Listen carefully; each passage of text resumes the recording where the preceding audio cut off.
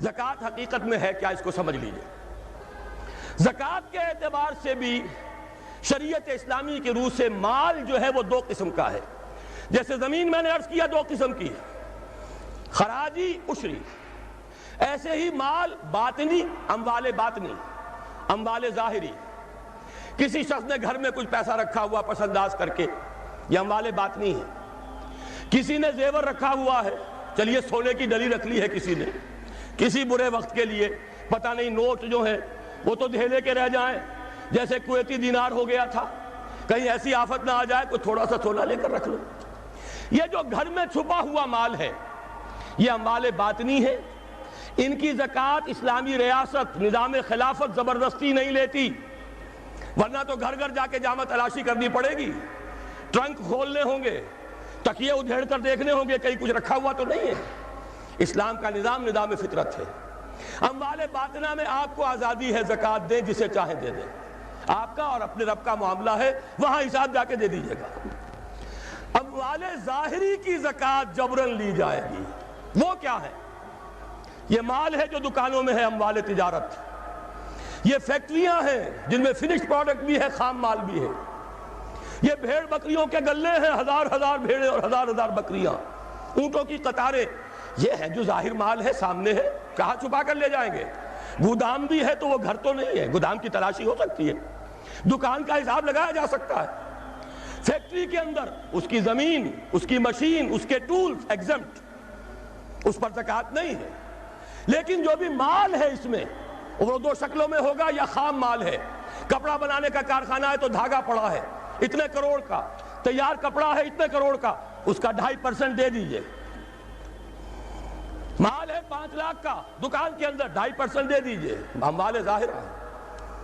اور اس میں اس سے کوئی غرض نہیں کہ سال بھر میں آپ نے کچھ کمایا کہ گوایا۔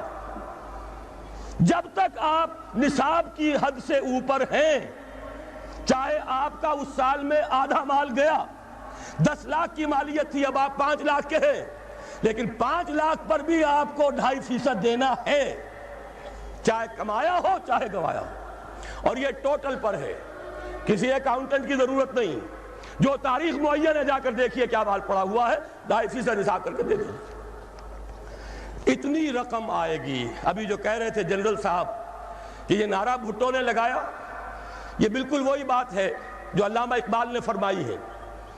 مغربی تہذیب میں بھی ایک حصہ حق کا ہے، اگرچہ باطل نے اس کے اوپر پورا غلبہ حاصل کر لیا، لیکن حق کا حصہ اس میں بھی تھا۔ وہ کیا تھا؟ اوہام پر اپنی بات نہ قائم کرو، لا تقف ما لیس لک بہ علم ان السمع والبصر والفؤاد کل اولئک کان عنہ مسئولا۔ علم پر بات کرو، وہم پر نہیں، محض تصورات پر نہیں، محض توہمات پر نہیں، علم پر۔ موقف تمہارا علم پر قائم ہونا چاہیے۔ یہ بات تھی، انہوں نے لی، توہمات کو ختم کیا، کھول آنکھ، زمین دیکھ، فلک دیکھ، فضا دیکھ، مشرق سے ابھرتے ہوئے سورج کو ذرا دیکھ۔ لہذا سائنس بڑھی، ٹیکنالوجی بڑھی، آئی ان کے ہاں ترقی آئی۔ اسی طرح یہ سمجھ لیجئے روٹی، کپڑا اور مکان کوئی کافرانہ نعرہ نہیں تھا، یہ افراد کا بنیادی حق ہے، اور تاریخ انسانی میں پہلی مرتبہ عمر فاروق نے اس حق کا بیان کیا۔ اگر دجلہ اور فرات کے کنارے ایک کتا بھی بھوکا مر گیا تو عمر قیامت کے دن ذمہ دار ہوگا۔ کون مارکس ہے، کیا پدی اور کیا پتی کا شوربہ، کون کوئی جدید تصورات دینے والے ہوں گے؟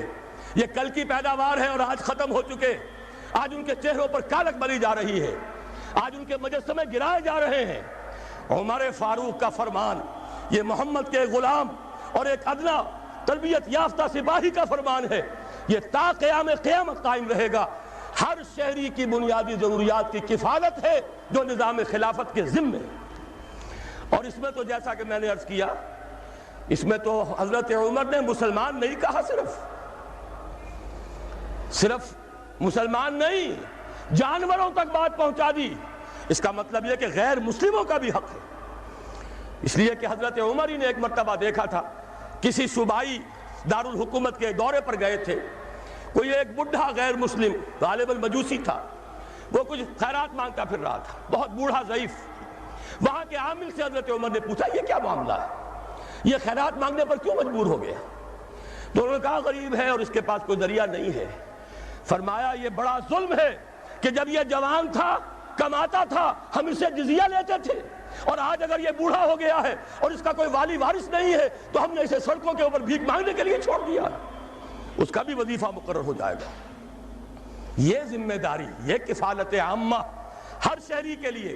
اور یہ جان لیجئے تجارت میں اور صنعت میں یہ سارا فساد جو اس وقت ہے وہ اس وجہ سے ہے کہ عام آدمی، عام کسان، عام مزدور مجبور ہے کہ سرمایہ دار اور جاگیردار کی ٹرمز پر کام کرے۔ نہ کرے گا تو کیا کرے گا؟ ٹریڈ یونین بنا لیجئے، وہ بھی جیبی ٹریڈ یونین بنا لیں گے، ان کے اپنے ایجنٹ ہوں گے۔ اب لڑیے، خون کس کا جائے گا؟ مزدور ایک دوسرے سے ٹکرائیں گے، کچھ حاصل نہیں۔ اسلام نے کیا نظام دیا ہے؟ آپ غریب کو ضمانت دے دیجئے، اگر تمہیں صحیح ویج نہیں مل رہی، تمہیں صحیح مبادلہ نہیں مل رہا اپنی محنت کا، مت کام کرو، تمہیں بھوکا نہیں مرنے دیا جائے گا، تمہاری بنیادی ضروریات کی کفالت ریاست کرے گی۔ اب ہوئی برابر کی چوٹ۔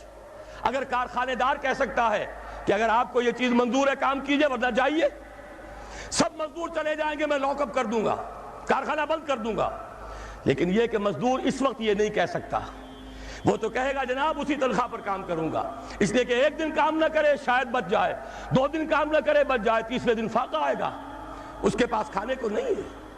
لیکن اگر معلوم ہو میری ریاست خلافت اللہ فی الارض، وہ ضامن ہے، وہ رب العالمین ہے، اور اسی کی رب العالمینی کا یہ مظہر ہے نظام خلافت، رحمت للعالمینی کا سب سے بڑا مظہر محمد رسول اللہ کی یہ نظام خلافت، یہ ضامن ہے، یہ مجھے بھوکا نہیں مرنے دے گا، یہ میرے بچوں کے لیے کوئی نہ کوئی چھت ضرور فراہم کرے گا، تو پھر اس کے پاس بھی بارگیننگ پاور ہے، وہ بھی قدم جما کر بات کرے گا کہ جناب یہ ویج دیتے ہیں تو کام کروں گا ورنہ نہیں کروں گا۔ یہ ہے جو آسان ترین حل ہے۔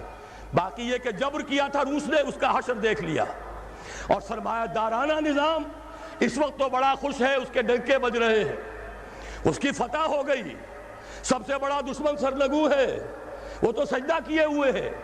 لیکن یہ کہ واقعہ یہ ہے سرمایہ دارانہ نظام کے اندر جو کنٹرڈکشنز ہیں، جو تضادات ہیں، اب وہ ظاہر ہوں گے۔ جب باہر مقابلہ تھا، اندر کی لڑائی ختم تھی، اب اندر سے فساد ابھرے گا، اندر سے ایکسپلوژن ہوں گے۔ یہ غیر فطری نظام، یہ غیر انسانی نظام، یہ غیر معقول نظام ختم ہو کر رہے گا۔ کاش کہ اس کی جگہ صحیح، معتدل، متوازن، عادلانہ نظام خلافت، اس کا کوئی نمونہ ہم دنیا کے سامنے پیش کر دیں۔ اس وقت پوری دنیا کی طرف ہماری ذمہ داری ہے، ساری نوع انسانی کے ہم مقروض ہیں کہ ہمارے پاس ہدایت ہے، لیکن ہم اس پر خزانے کا سانپ بن کر بیٹھے ہوئے ہیں، نہ خود عمل کرتے ہیں نہ دوسروں کے سامنے نمونہ پیش کرتے ہیں۔